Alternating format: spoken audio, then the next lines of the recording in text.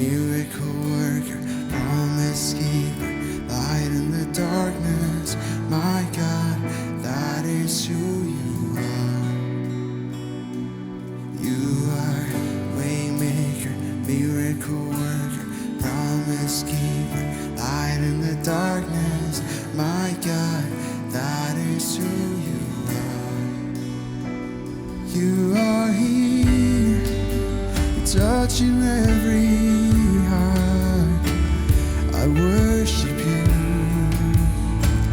I worship you. You are here, healing every heart, I worship you, I worship you. You are here, eternally lies around.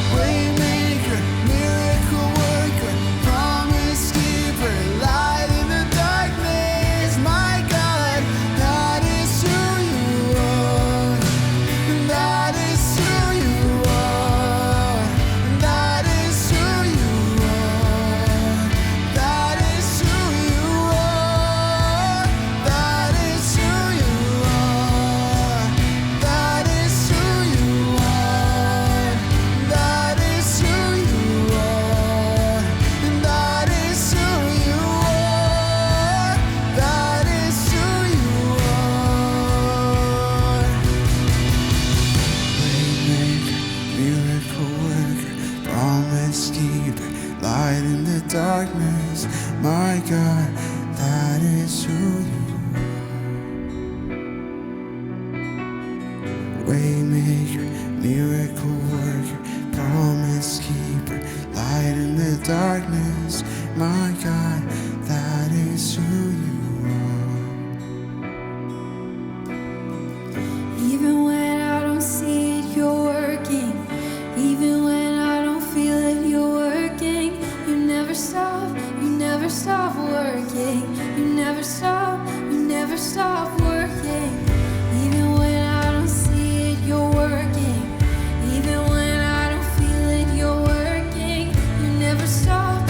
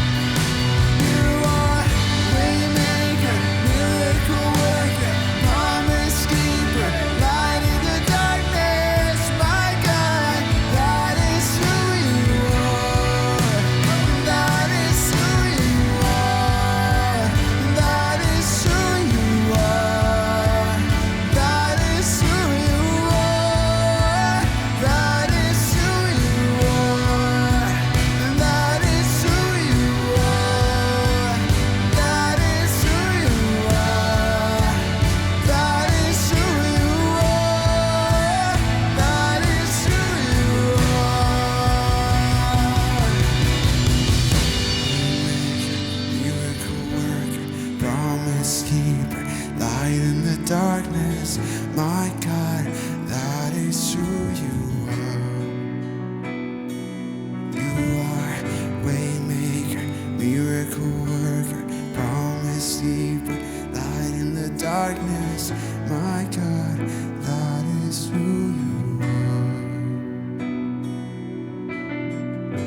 A few weeks ago, my wife and I were able to take a trip to Atlanta for a few days to visit with some dear friends of ours. And outside of a couple trips to New Brunswick to see family and a road trip to Falmouth, Nova Scotia, this was our first time really traveling in about 2.5 years. The last time we had traveled or flown was pre-pandemic in January 2020. And having not flown for a little while, I'd almost forgotten a few things that, at least in my own experience, are in common with every single flight. There's certainly more than a couple, but a few that have been, in my experience, in common. For one, there's never enough legroom, at least in the class of seating that I'm sitting in, economy class. Number two, I'm always holding out hope, almost always in vain, for the full can of Diet Coke, not just like the little plastic cup that they usually try to give you. I was 1 for 4 this time around, so that was I considered a great success. And number three, 98% of people minimum will not listen to a word that the flight attendant says when they are giving the safety instructions, give or take about 98%. Anybody who's ever flown before, you know what I'm talking about. Before takeoff, the flight attendant is up front giving their spiel, and nobody is listening. Nobody is pulling out those safety instructions to read them. And who knows, maybe they've all done this before. It's not their first trip around the block. They're all just frequent flyers, and they've got locked in what they're supposed to do in case of an emergency. Maybe. My guess is that that's not actually the case, and instead what's actually happening is that the majority of people are like, cool, I think I'll just figure that out if I ever need to. How hard can it really be?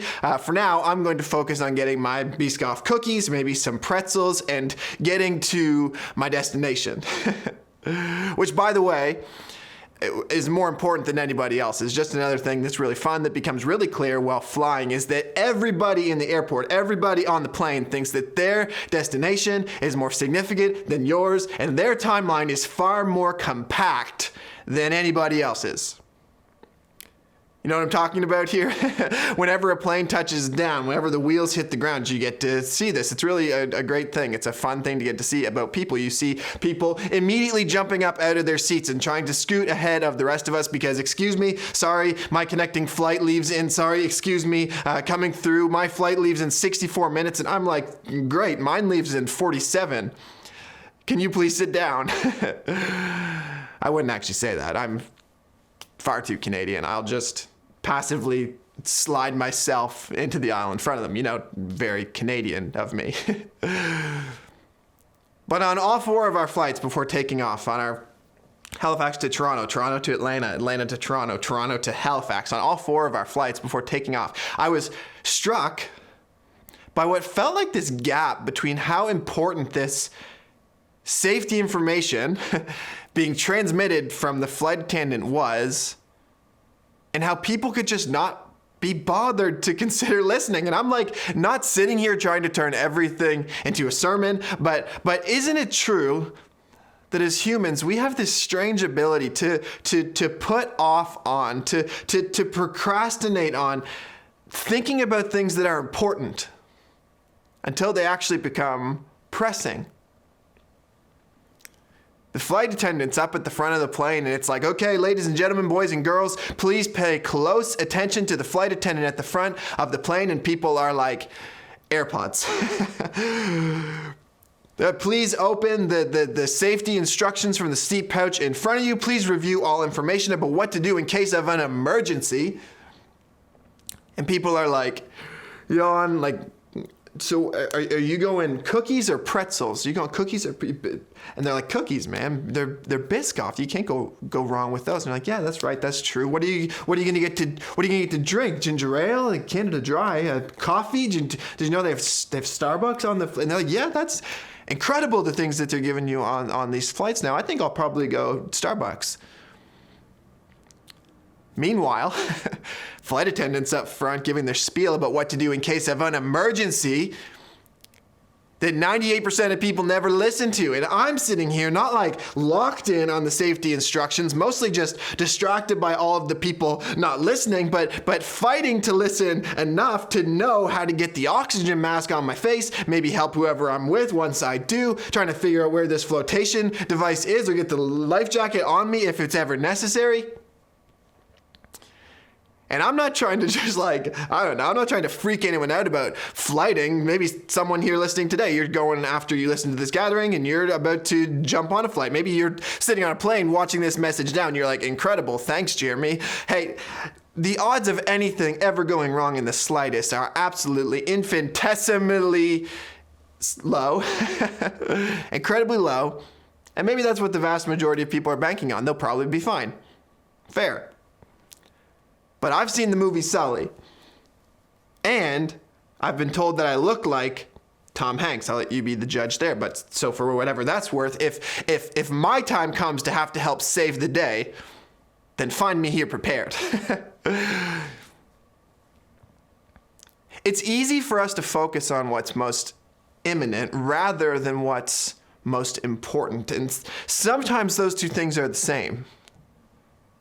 What's most imminent, what's right in front of us, is what's most important, but oftentimes we put off what's most important until it becomes imminent, until it's in our face, until it's shown up on the doorstep of our lives, and now we're looking it in the eyes. It's why so many people don't really consider some of the biggest questions in life until it becomes pressing, or at least it now feels like it's become pressing. You see a lot of people come to church for the first time or return to church after something significant has happened in their life. Maybe that's you today. Maybe that's why you've tuned in today. Maybe that was your experience and you were away from church for a while and that's what brought you back. Maybe you had a kid and you're asking, man, how are we going to raise this kid? How am I going to raise this kid? There are some things I've got to get figured out. Or maybe you get sick, like a significant diagnosis, or you're in an accident. You have a health scare that was a close call, and you've now been confronted with your own mortality as a human. Or maybe someone you love got sick, or had a health scare, or even passed away, and now all of a sudden what was in the periphery as a someday down the road issue to consider and questions for me to ask has now, oh my goodness, become real. And what maybe always was important but not imminent has now become both. Into the forefront of our awareness breaks in the reality that life is happening, and it's happening quickly, sometimes unpredictably. And so ready or not, here it comes, here it is, and here I am with some massive questions that are unanswered, like, why am I here? What's the point of this life? Where is this all headed? Is there a God? And if so, who? And if so, what's he up to? Maybe some of you have had a moment like the one I've described, a moment that forced you to deal with some of what it means to be human, and so you've processed some of this. And you could explain that experience even better than I could. In some ways, for better or for worse, my bent has always roughly been to think about some of these things, partially because I grew up as a pastor's kid in a Christian home, and so talk about eternity and the big questions of life are always kind of floating around. But also partially because these were some of the questions that my closest friends, Christian and non-Christian, were asking and at least thinking about a little bit by the time we hit high school. But just before the pandemic hit, a couple years ago now, I had a moment, and more specifically, my wife Hannah did. Hannah, she's had some ongoing health issues really since she was a teenager, but nothing necessarily of great immediate concern. But in February 2020, she was having some ongoing chest pain, and we didn't really know the reason for it, and it was hanging around. So we made an appointment with our family doctor, thinking I don't know, it's probably something minor, but we should get that checked out. Chest pain could be nothing, or it could really be something. And so we make an appointment, we get in to see our family doctor, and after asking Hannah a couple questions, our family doctor says very calmly, I'm concerned about a pulmonary embolism, a blood clot in your lungs, and I need you to go to the ER. Like now. I will send a note over, they'll be expecting you, you should head there now. Okay.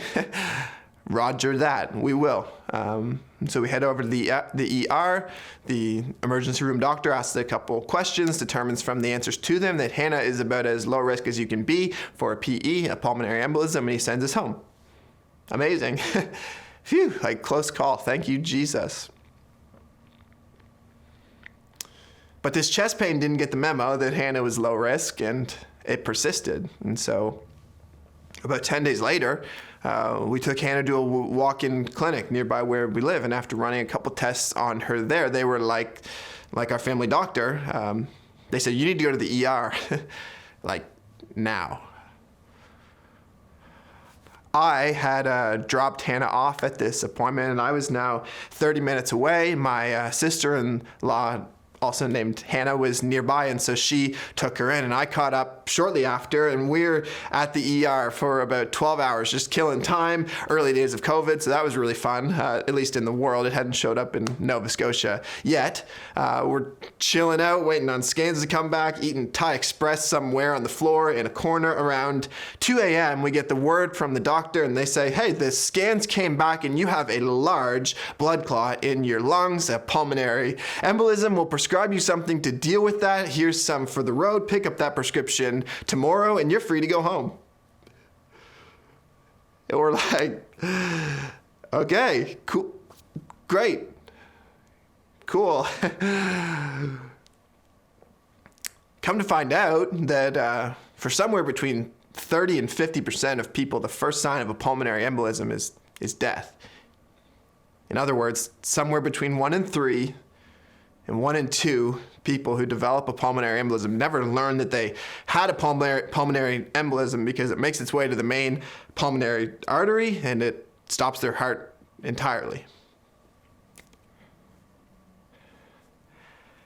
And I don't think I realized it at the time. Like, quite frankly, it all just happened really quickly.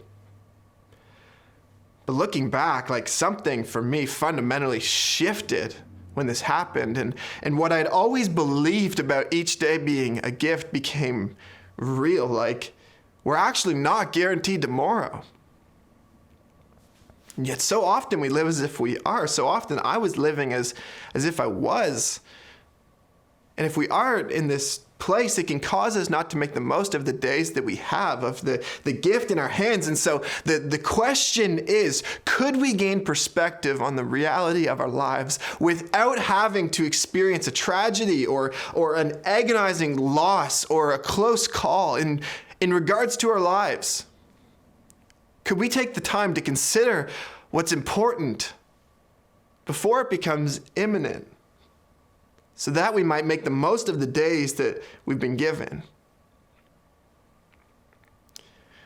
The book of Psalms, it's a book in the Old Testament filled with poetry and prayers and songs written to God by a number of different authors. Many, about half, are written by King David. But in Psalm 90, we get a psalm written by Moses. And I want to jump there for just a second. That's Psalm 90, starting in verse 1. And it says this: Lord, through all the generations, you have been our home. Before the mountains were born, before you gave birth to the earth and to the world, from beginning to end, you are God. You turn people back to dust, saying, return to dust, you mortals. For you, God, 1,000 years are as a passing day, as brief as a few night hours. You sweep people away like dreams that disappear. They are like grass that springs up in the morning. In the morning it blooms and it flourishes, but by evening it's dry and withered. We wither beneath your anger. We are overwhelmed by your fury. You spread out our sins before you, our secret sins, and you see them all. We live our lives beneath your wrath, ending our years with a groan. 70 years are given to us. Some even live to 80, but even the best years are filled with pain and trouble. Soon they disappear and we fly away. Who can comprehend the power of your anger? Your wrath is as awesome as the fear you deserve. Teach us to realize the brevity of life so that we may grow in wisdom. Teach us to realize the brevity of life so that we may grow in wisdom. Another translation that I like says, teach us to number our days, God, that we may gain a heart of wisdom. So what does numbering our days have to do with gaining wisdom?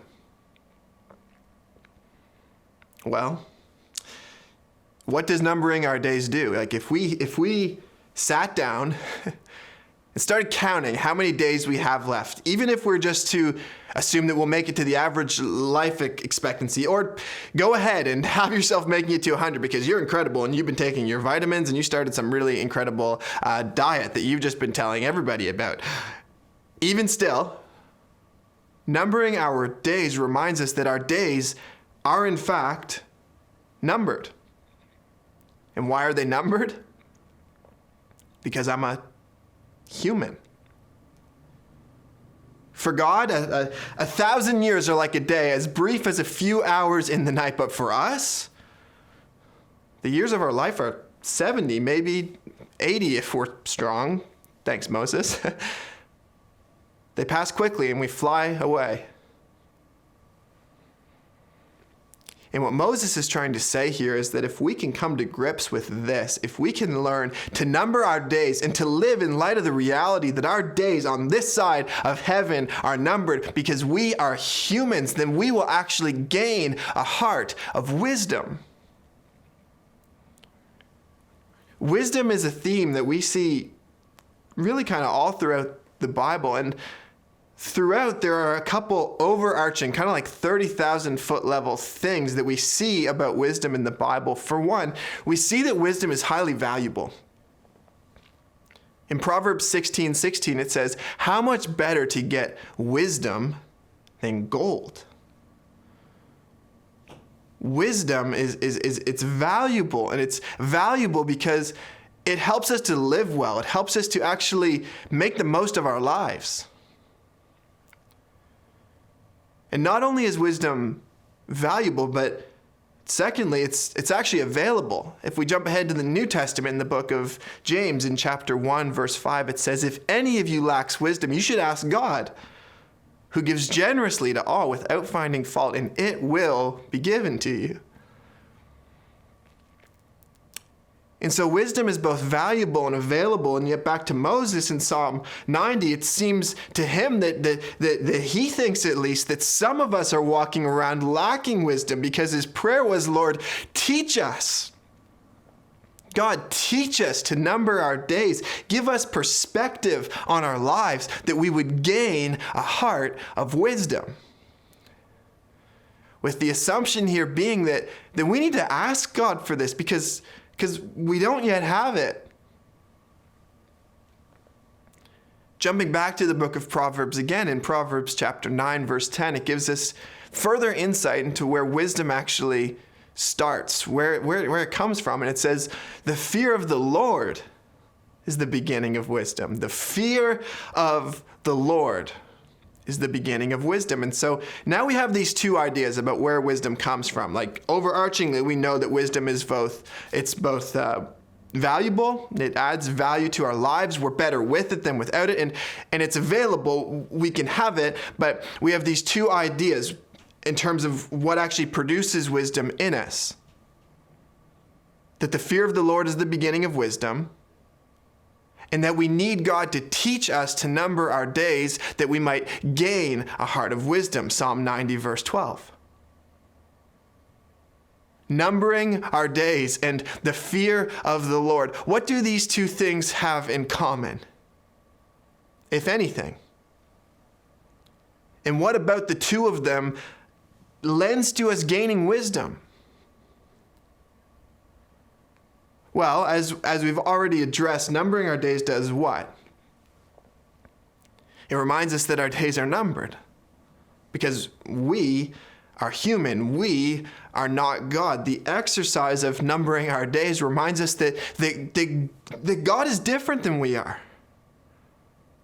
His experience of reality is not like ours. Not only does God not grow tired or weak like we do, but his knowledge, his perspective isn't confined to the present moment. He is the one who was, who is, and is to come. And the fear of the Lord does a similar thing in that it right-sizes us as we see God for who he is. The fear of the Lord is not necessarily as it sounds at or seems at face value. It's not primarily about us being scared of God as this one who wags a finger at us or who wants to punish us or to bury us in shame or in guilt and judgment. The fear of the Lord primarily is about us beginning to see God for who he is, that he's perfect, that he's perfectly good and just, he's holy, and us then being brought to our knees in humility as we gain perspective on who he is and who we are. The fear of the Lord, it's the beginning of wisdom, because only once we've gained this perspective and gained a deep respect and reverence and admiration for who God is, that things in our lives begin to fall into place when we move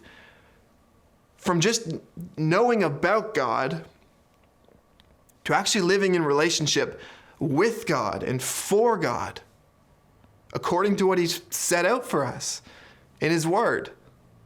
In the Bible, God, teach us to number our days. Show us who we are, that we may gain a heart of wisdom and make the days of our lives count.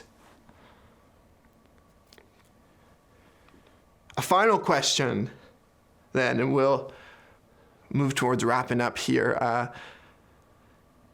So how will we know if we're living wisely? How will we know if we lack wisdom? I mean, the good news is that if we do lack wisdom, we can ask God, James 1:5, and he will give it to us.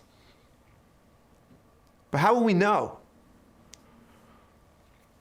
Well, looking to Matthew's gospel, that's the first book of the New Testament. In chapter 24, we see Jesus spending some time with his disciples, talking about the future and about living with an awareness of the reality that our days are numbered. And starting in Matthew 24, verse 4, it says this. It says, Jesus told them, "Don't let anyone mislead you. For many will come in my name, claiming I am the Messiah. They will deceive many, and you will hear of wars and threats of wars, but don't panic. Yes, these things must take place, but the end won't follow immediately. Nation will go to war against nation and kingdom against kingdom. There will be famines and earthquakes in many parts of the world, but all of this is only the first of the birth pains, with more to come. And then you'll be arrested, persecuted, and killed. You'll be hated all over the world because you are my followers, and many will turn away from me and betray and hate each other, and many false prophets will appear and will deceive many people. Sin be rampant everywhere, and the love of many will grow cold, but the one who endures to the end will be saved. And the good news about the kingdom will be preached throughout the whole world so that all nations will hear it, and then the end will come." And jumping down a few verses to verse 36, Jesus said, "However, no one knows the day or hour when these things will happen, not even the angels in heaven or the Son himself. Only the Father knows. When the Son of Man returns, it will be like it was in Noah's day. In those days before the flood, the people were enjoying banquets and parties and weddings right up to the time Noah entered his boat. People didn't realize what was going to happen until the flood came and swept them all away. That is the way it will be when the Son of Man comes. Two men will be working. together in the field. One will be taken, the other will be left. 2 women will be grinding flour at the mill. One will be taken, the other will be left. So you too must keep watch. For you don't know what day your Lord is coming. Understand this. If a homeowner knew exactly when a burglar was coming, he would keep watch and not permit his house to be broken into. So you also must be ready all the time, for the Son of Man will come when least expected. Whew.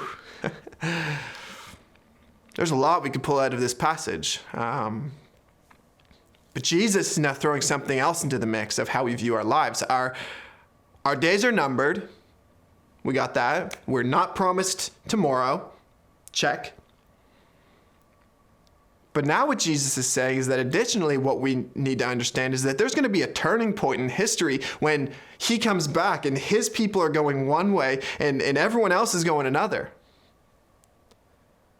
And what Jesus is specifically trying to communicate here is that this could happen anytime. Quite frankly, there's no guarantee that this isn't happening tomorrow or next weekend or next month.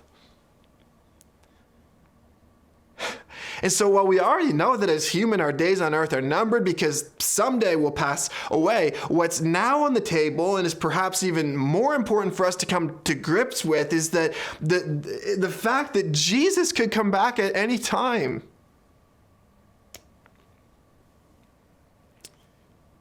And I think a lot of us know that.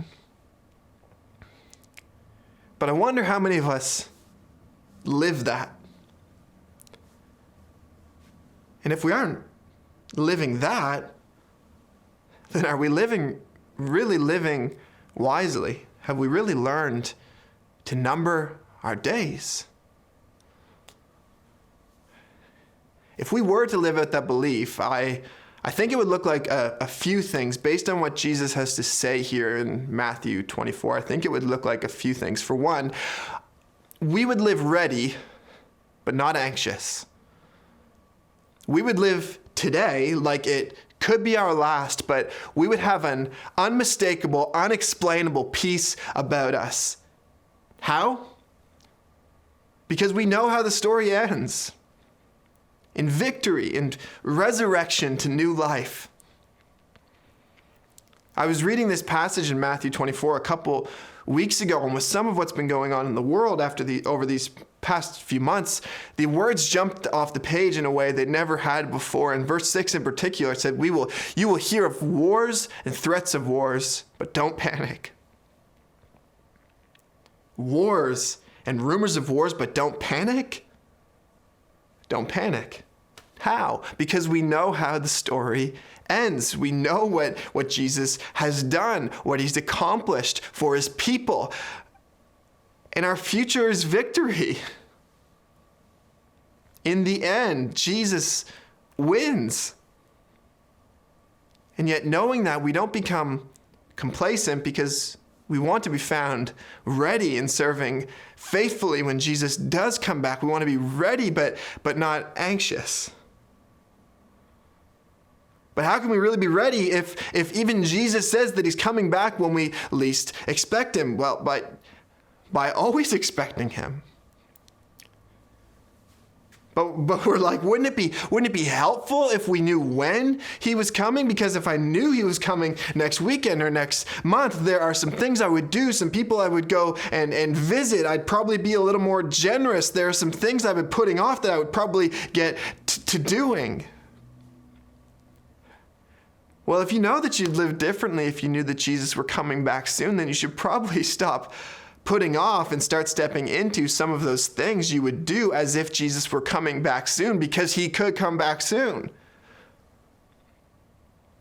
If there's a conversation that needs to happen, a relationship that needs to be restored, a gift that you've been debating giving, a dream that you've hesitated on pursuing, then living with the wisdom that our days are numbered, you should go after that thing that God has called you to do, whatever it might be.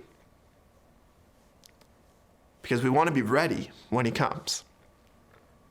Secondly, if we really believed that our days were numbered and that Jesus was coming back, it would show, and that we would actively, daily pursue a deeper relationship with Jesus. In this passage, Jesus makes it very clear that as history progresses and as the day he will return eventually draws near, that in verse 5 he says, many people will be deceived. And in verse 12 he says that the love of many will grow cold.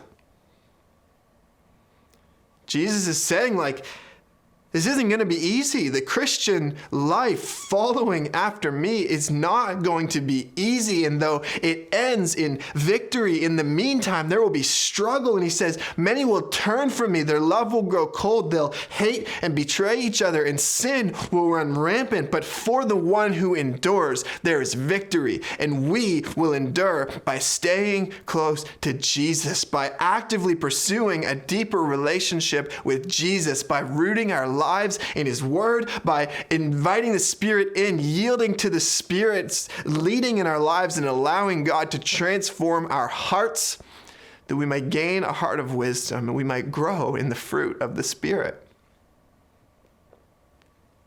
Thirdly, and finally, if we really believed that our days are numbered and that Jesus is one day coming back, we would live our lives going all in on the Great Commission. The Great Commission, if you're not familiar, comes a couple chapters later in the last chapter of the book of Matthew, where Jesus is getting ready to leave earth after his resurrection. He says to some of his disciples, now go and make disciples, baptizing them and teaching them to obey all of these things that I have commanded.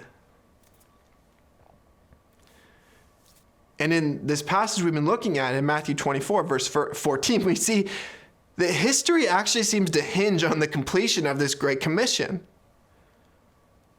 Jesus says there'll be wars and rumors of wars. People will hate and many will be deceived. Those who endure to the end will be saved. And the good news about the kingdom will be preached throughout the whole world so that all nations will hear it, and then the end will come.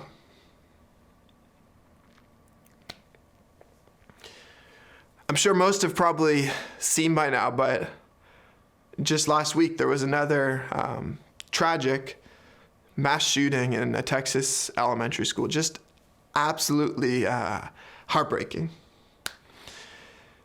And on social media afterwards, a lot of the posts I saw about it from Christian friends and leaders oftentimes were quoting the verse in Psalm 13, pleading with God, asking, how long, O Lord? How long? How long will you let this go on? How long will you let this pain and suffering and hate go on? How long before you come and you put an end to all this brokenness and you wipe away every tear, God? How long?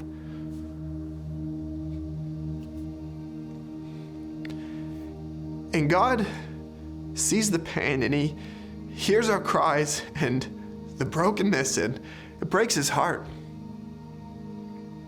But he looks down and he sees that there are people who still haven't heard the good news that Jesus came and lived and was crucified and was raised from the dead so that all people who put their trust in him could live in a relationship with him forever. And so he says, not yet. Not yet, because when I come, that's it. Do you want to see Jesus come? Do you want to see God's kingdom come fully? Then go share the good news with somebody who's never heard it before. Go and let somebody know about the love of God. Better yet, show them. Go and live like our days are numbered, because they are. And live like Jesus is coming back again, because he is. Would you pray with me? God, teach us to number our days, that we would grow in wisdom, that we would live well, that we would make the most of our lives, that we would steward well this gift we've been given. Lord, may we not take a day for granted. Would you give us perspective on our lives who you are and who we are, would we be found ready, but not anxious?